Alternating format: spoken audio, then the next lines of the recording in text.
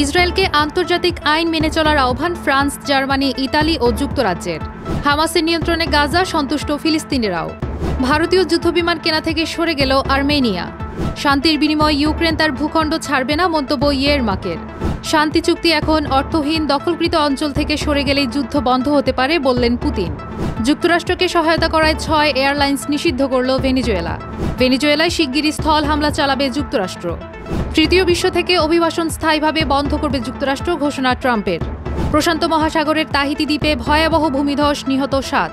হংকংয়ে ভয়াবহ আগুনে নিহতের সংখ্যা বেড়ে 128। জাতিসংঘের নতুন মহাসচিব নির্বাচনের প্রার্থী তালিকা প্রকাশ। ভারতের সতর্কতা উপেক্ষা করে কালাপানি, লিপুলেখ, লিম্পিয়াধুরা নিজেদের দেখালো নেপাল। ইন্দোনেশিয়ার বন্যায় মৃতের সংখ্যা বেড়ে 80, বিপর্যস্ত দক্ষিণ পূর্ব এশিয়া। বাংলাদেশের কারণে কাঁদছে ভারতের পেঁয়াজ রফতানিকারকরা। ফ্রান্স, জার্মানি, ইতালি ও যুক্তরাজ্য ইসরায়েলকে আন্তর্জাতিক আইন মেনে চলার আহ্বান জানিয়েছে। তারা অবিলম্বে অধিকৃত পশ্চিম তীরের ফিলিস্তিনি নাগরিকদের সুরক্ষা নিশ্চিত করার দাবিও জানিয়েছে। 4 দেশের এই যৌথ বিবৃতিতে বলা হয়েছে, অবৈধ বসতি স্থাপনকারীদের সহিংসতা বৃদ্ধির ফলে পশ্চিম তীর অস্থিতিশীল হচ্ছে এবং আঞ্চলিক উত্তেজনা বেড়েছে। জাতিসংঘের তথ্য অনুযায়ী অক্টোবরে 264টি আক্রমণ রেকর্ড করা হয়েছে, যা 2006 সালের পর সর্বোচ্চ। 4 দেশ ইসরায়েলকে অনুরোধ করেছে অপরাধীদের জবাবদিহি নিশ্চিত করা এবং সহিংসতার মূল কারণ সমাধান করার মাধ্যমে অস্থিতিশীলতা রোধ করতে। বিবৃতিতে উল্লেখ করা হয়েছে, যে কোনো আংশিক বা সম্পূর্ণ সংযুক্তি আন্তর্জাতিক আইনের বিরোধী। এই পদক্ষেপ ফিলিস্তিনিদের বেসামরিক জনগণ রক্ষা ও দীর্ঘমেয়াদী শান্তির জন্য গুরুত্বপূর্ণ।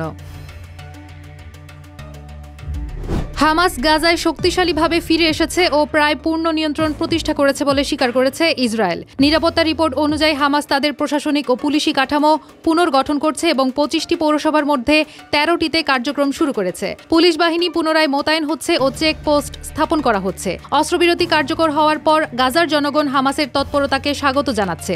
অপরাধ ও লুটপাট কমে যাওয়ায় একজন ব্যবসায়ী বলেন, হামাস ছাড়া নিরাপত্তা সম্ভব নয়। মার্কিন প্রেসিডেন্ট ট্রাম্পের পরিকল্পনার জন্য বিষয়টি চ্যালেঞ্জ হিসেবে দেখা হচ্ছে। পাশাপাশি মিশর, কাতার ও তুরস্কের প্রতিনিধি দল কায়রোয় দ্বিতীয় ধাপের অস্ত্রবিরতি আলোচনায় অংশ নিয়েছে, যা গাজার স্থিতিশীলতা নিশ্চিত করার জন্য গুরুত্বপূর্ণ। হামাসের পুনরুজ্জীবিত উপস্থিতি কূটনৈতিক ও প্রশাসনিকভাবে নজরকাড়া ভূমিকা রাখছে। ভারতের তেজাস যুদ্ধবিমান কেনা থেকে সরে গেছে আর্মেনিয়া। দুবাই এয়ার শোতে প্রদর্শনের সময় তেজাস বিধ্বস্ত হলে পাইলট নামান শ্যাল নিহত হন। এই দুর্ঘটনার পর নয়াদিল্লি থেকে $1.2 বিলিয়ন 12টি তেজাস কেনার পরিকল্পনা বাতিল করেছে আর্মেনিয়া। ভারত 1982 সাল থেকে তেজাস উৎপাদন শুরু করে MiG-21 এর জায়গায় নতুন যুদ্ধবিমান যোগ করার পরিকল্পনার অংশ হিসেবে। প্রথম উৎপাদন থেকে মাত্র 40টি বিমান পেয়েছে ভারতীয় বিমান বাহিনী। বর্তমানে A1 নামের 97টি উন্নত ভার্সনের তেজাস বানানো হচ্ছে, যাতে ইসরায়েলের কারিগরি সহায়তা থাকবে। আর্মেনিয়ার এই সিদ্ধান্ত ভারতের যুদ্ধবিমান রফতানি পরিকল্পনায় বড় চ্যালেঞ্জ হিসেবে ধরা হচ্ছে।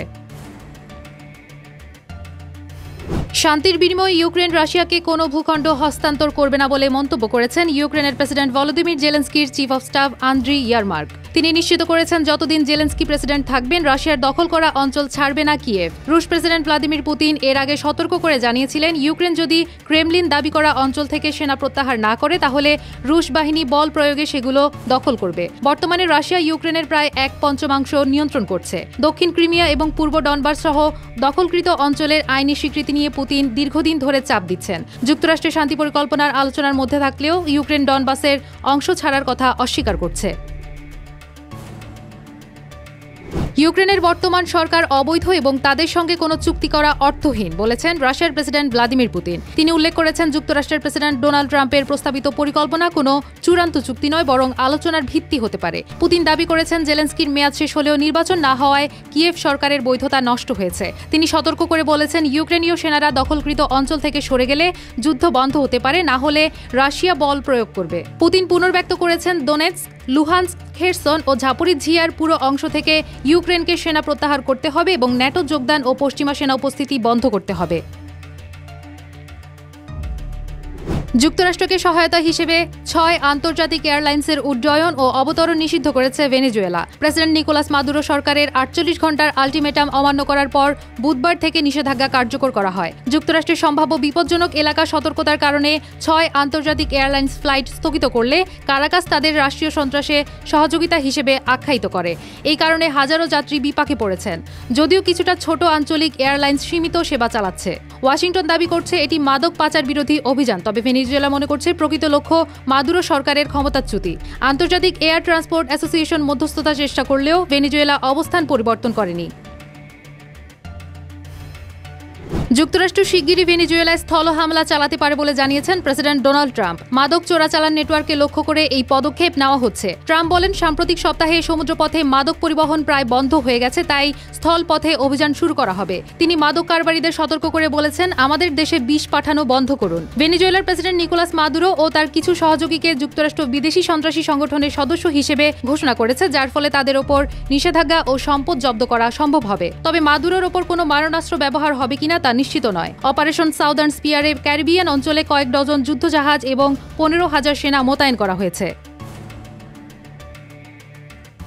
শিগগিরই সব তৃতীয় বিশ্বের দেশ থেকে অভিবাসন স্থায়ীভাবে বন্ধ করবে যুক্তরাষ্ট্রের প্রশাসন, এমনটা জানিয়েছেন প্রেসিডেন্ট ডোনাল্ড ট্রাম্প। তিনি দাবি করেন, এই সিদ্ধান্ত যুক্তরাষ্ট্রের অভ্যন্তরীণ কাঠামো পুনরুদ্ধারে সহায়তা করবে। ট্রাম্প আরও বলেন, বাইডেন প্রশাসনের সময় অনুমোদিত আশ্রয় ও অভিবাসন মামলাগুলো বাতিল করা হবে এবং যারা দেশের জন্য সম্পদ নয় তাদের সবাইকে সরিয়ে দেওয়া হবে। তিনি উল্লেখ করেন, যারা নাগরিক নন এমন ব্যক্তিদের সব ফেডারেল সুবিধা ও ভর্তুকি বন্ধ করা হবে। ট্রাম্প সতর্ক করেন, যেসব বিদেশিকে নিরাপত্তা ঝুঁকি, সরকারি বোঝা বা পাশ্চাত্য সভ্যতার সঙ্গে অসামঞ্জস্যপূর্ণ মনে হবে তাদের বহিষ্কার করা হবে। ওয়াশিংটনে একজন আফগান অভিবাসীর গুলিতে ন্যাশনাল গার্ডের সদস্য নিহত হওয়ার ঘটনার পর তার এই অবস্থান আরও কঠোর হয়েছে। স্বরাষ্ট্র নিরাপত্তা দপ্তর ইতোমধ্যে 19 দেশের গ্রিন কার্ড অনুমোদন পুনরায় যাচাইয়ের প্রক্রিয়া শুরু করেছে।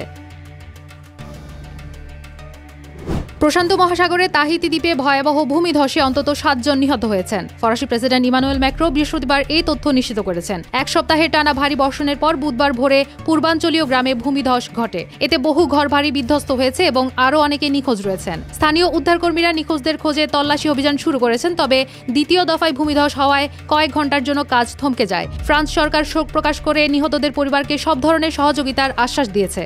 উল্লেখ্য, মূল ভূখণ্ডে না হলেও তাহিতি দ্বীপ ফ্রান্সের অধীনে। প্রাকৃতিক দুর্যোগে এ ধরনের ঘটনা স্থানীয় জনগণকে আতঙ্কিত করেছে।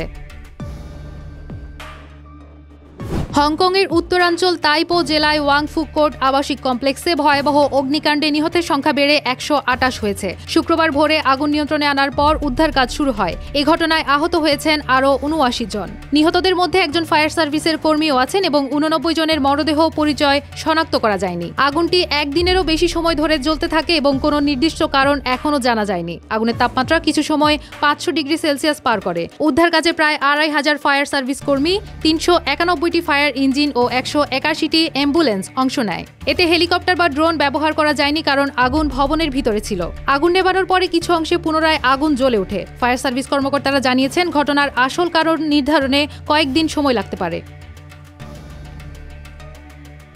জাতিসংঘের বর্তমান মহাসচিব অ্যান্টোনিও গুতেরেসের মেয়াদ শেষের পথে। নতুন মহাসচিব নির্বাচনের প্রক্রিয়া শুরু হয়েছে এবং নির্বাচিত প্রার্থী 2027 সালের 1 জানুয়ারি থেকে 5 বছরের জন্য দায়িত্ব নেবেন। প্রথা অনুযায়ী এবার ল্যাটিন আমেরিকাকে অগ্রাধিকার দেওয়া হবে। প্রধান প্রার্থী হিসেবে রয়েছেন চিলির সাবেক প্রেসিডেন্ট মিশেল ব্যাশেল, কোস্টারিকার সাবেক ভাইস প্রেসিডেন্ট রেবেকা গ্রিনসপ্যান এবং আর্জেন্টিনার আন্তর্জাতিক পারমাণবিক শক্তি সংস্থার মহাপরিচালক রাফায়েল গ্রোসি।